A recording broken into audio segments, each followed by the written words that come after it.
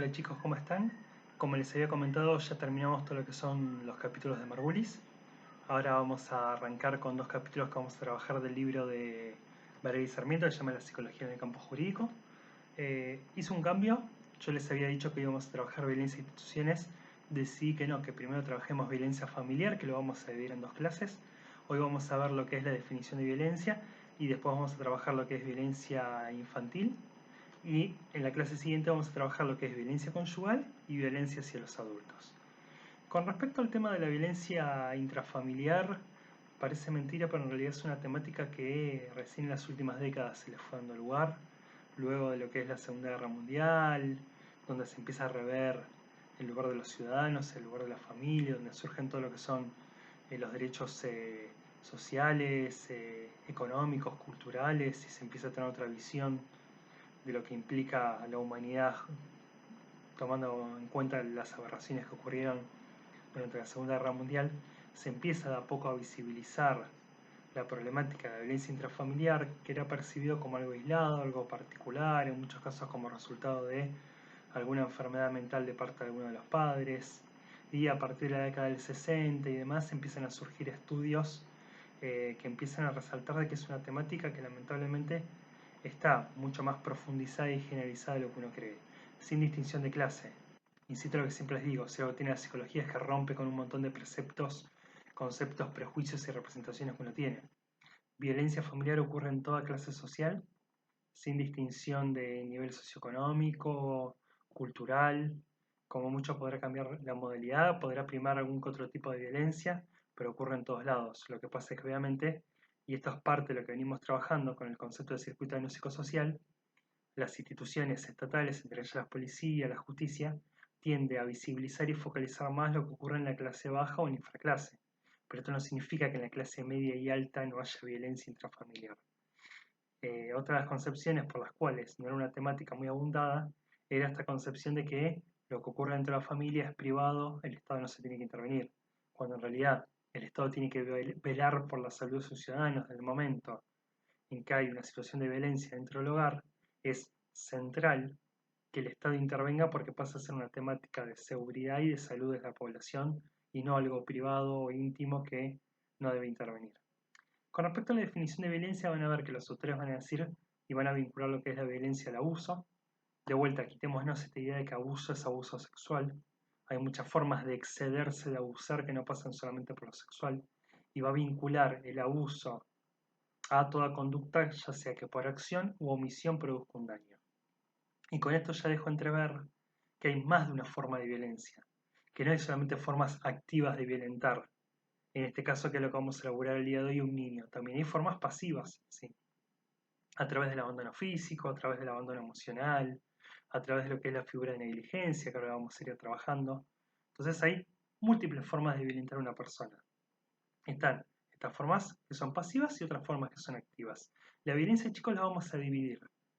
Si bien no se suele dar en forma pura estas formas de violencia, porque muchas veces se suelen mezclar o se da una en algún momento y después troca en otra, lo hacemos más que nada en términos de clasificación y comprensión.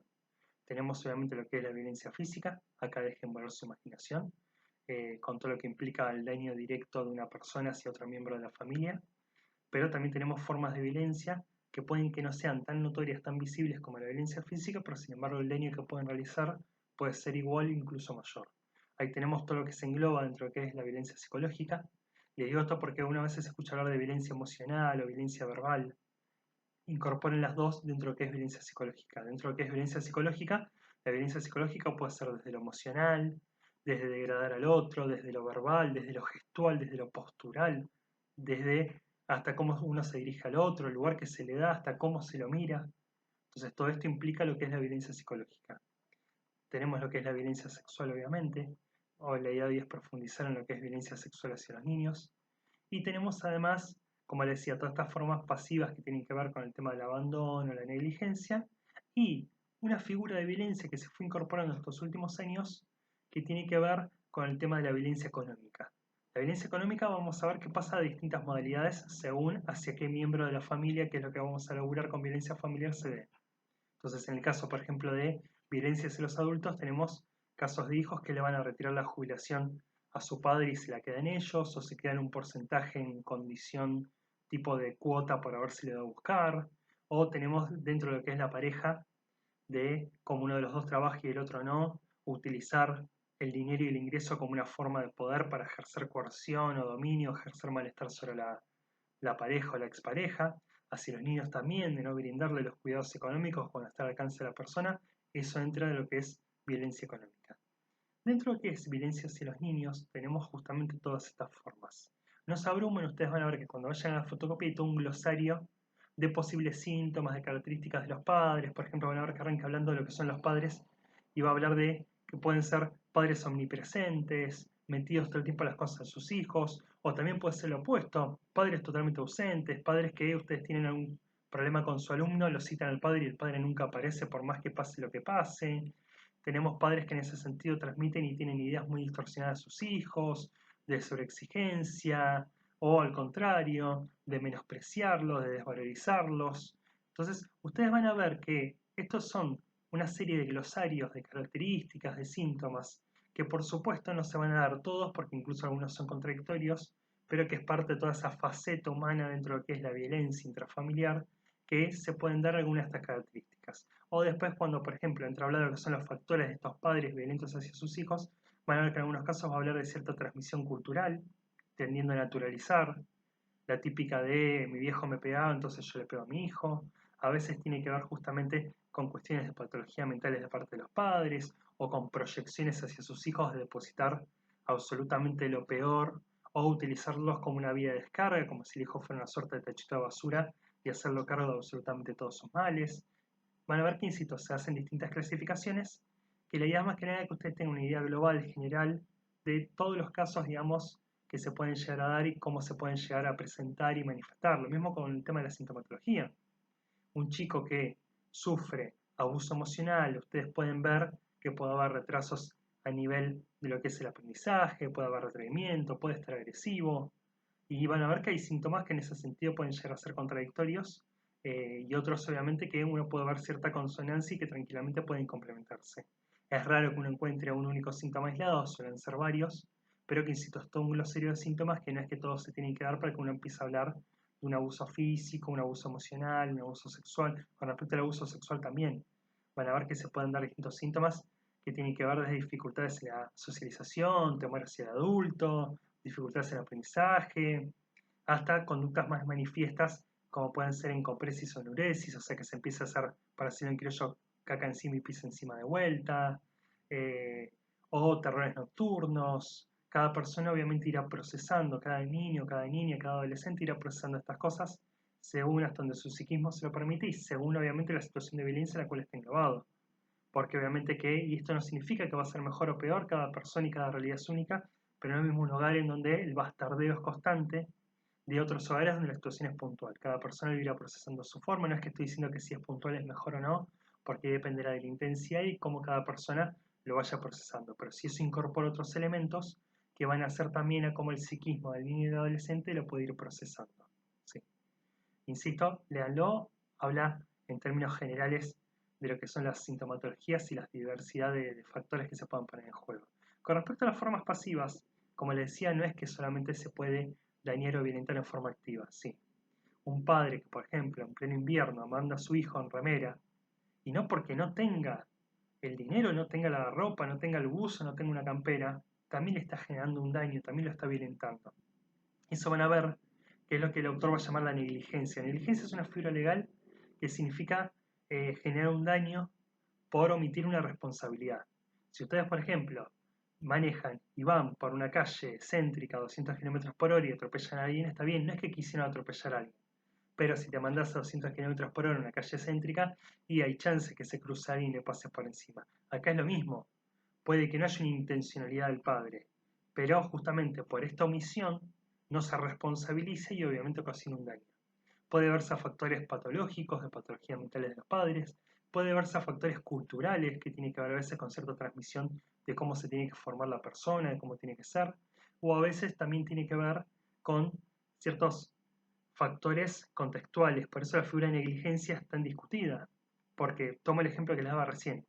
Y si el padre no tiene para comprarle un buzo, una campera, y lo manda en remerita en pleno invierno, por eso muchas veces, más allá de la posición política que uno tiene, se rescata que los programas de asistencia universal, que no son argentinos, sino que se dan a nivel mundial, tratan de cubrir justamente y evitar esa situación de negligencia contextual o económica, de que no es que el padre lo quiere dejar a la deriva al pibe, sino que lamentablemente no tiene sustento para cubrir las necesidades básicas. Ese abandono no tiene que ser solamente físico, también puede ser emocional. Piensen justamente en chicos que no se les da lugar a la palabra, que no se les escucha, que no se les da cariño. También se está ejerciendo un abuso emocional por abandono indirecto, por negligencia, ¿sí? Entonces insisto en esto, no piensen en la violencia como un ejercicio directo y menos que menos solamente físico, sino que hay un montón de formas pasivas que también ejercen violencia. Después, con respecto al abuso sexual, hay que entenderlo como toda conducta sexual que una persona ejerce sobre otro miembro de la familia, aprovechándose obviamente de la cuestión de la autoridad o de la diferencia de poder. De vuelta, implica un rango muy amplio, no pasa solamente de chicos por una situación, digamos, de abuso sexual con penetración, sino que piénsenlo desde la exposición del niño a conductas sexuales, exhibicionismo, un lenguaje inapropiado, toda conducta sexual a la cual se exponga el niño o adolescente, por la cual psicológicamente no está preparado y buscando un ejercicio de poder, un ejercicio justamente que tiene que ver de sometimiento, estamos hablando de un abuso sexual. Insisto de vuelta, no es que va a ser abuso sexual si ahí no hay penetración, ¿sí? Entonces hay toda una serie de conductas que si se las expone al menor, niño o adolescente, ya es considerado abuso sexual. Con respecto al abusador, eh, suelen ser procesos que duran años, rara vez son casos de personas con enfermedades mentales que de un día para el otro atacan a ese miembro de la familia, sino que hay todo un trasfondo de control, de manipulación, de lavado de cerebros que quieren que se hace sobre el menor para terminar sometiéndolo. Van a ver que incluso la estadística lo marca. Muy pocos casos terminan ejerciendo violencia física para someterlo, sino que se hace todo un trabajo buscando condicionarlo, buscando limitarlo, buscando que no hable, buscando que se someta, buscando que eh, quede frisado, como se dice en psicología, el famoso freezing, que es que frente a una conducta así no responda, que se quede congelado, justamente, de ahí viene el término freezing, piensan en el freezer. Entonces, eh, el abusador va haciendo todo un trabajo a nivel psicológico para poder someterlo, amenazándolo, que no hable por las consecuencias que puede tener. Entonces, se dan toda una serie de condiciones para que él pueda salir airoso de esa situación. Obviamente que esto requiere, que es, si quieren, lo que podemos profundizar por WhatsApp y demás, que es muy interesante, no solamente que haya un abusador dentro de la familia, piensa que gran parte de los casos de abuso son intrafamiliares, sino que indirecto, directamente se tiene que dar cierta dinámica familiar que mire para otro lado, que lo consiente, insisto, consciente e inconsciente. Pero esto si quieren lo podemos profundizar por WhatsApp el día jueves. Por último, y esto se los doy como un detalle entre comillas de color, van a ver que va a hablar de lo que es el síndrome de Munchausen. No hay mucha tasa de prevalencia, sí es una patología muy particular, porque son padres que deliberadamente generan sintomatología en sus hijos, ya sea inventándola o provocándosela, y acá es donde viene lo grave. Entonces son gente que todo el tiempo está yendo de médico en médico, a mi hijo le pasa esto, le pasa lo otro, el médico lo recibe, lo revisa, no le encuentra nada, van bollando, el tema es que ya después no es solamente que tiene fiebre, tiene esto otro, van formándose o van leyendo para buscar enfermedades estrafalarias o raras, cosas de llamar la atención del personal médico. Se suele decir que unas características que tienen estos padres, sobre todo madres, pues suelen ser mujeres, es llamar la atención del personal médico, es obtener ese lugar de víctima, si se quiere. Pero el problema es que después no queda solamente una cuestión de invención, sino que es mucho peor, porque empiezan a provocar síntomas. Sí. Desde, retomo el ejemplo recién, la negligencia, pleno invierno dejarlo con remerita, cosa que hace resfrío sin gripe, hasta hay casos gravísimos registrados de madres que le han dado a su hijo vidrio molido para provocarle hemorragias internas. Entonces aquí lo grave es que muchas veces van bollando de médico en médico, cuando el médico sospecha algo no le cierra, porque el pibe tiene algo y después cuando está ahí no tiene nada, o le genera dudas de cómo tienen esos síntomas y demás, o por qué tienen enfermedades raras, las madres suelen disparar y después continúan en otro hospital o con otro médico, y lamentablemente hay muchos chicos, un porcentaje que termina falleciendo de los daños directos e indirectos que terminan generando estas madres. Sí. Yo los marco como una patología puntual que se puede dar dentro de lo que es la violencia intrafamiliar. Por suerte, ya le digo, la tasa de prevalencia no es tan alta, no hay tantos casos, pero sí es una patología grave por todo el daño que genera los menores. A grandes rasgos, chicos, esto es lo que a mí me interesa que puedan profundizar. Lo interesante es que cada uno de estos temas, si quieren el jueves lo podemos debatir, se pueden ampliar un montón, pero más que nada a mí lo que me interesa es esto, que ustedes tengan una idea básica general de lo que es la violencia, y en este caso dentro de lo que es la violencia infantil, de sus características y sus distintas formas. ¿De qué bien elaboramos? Violencia conyugal y violencia hacia el adulto.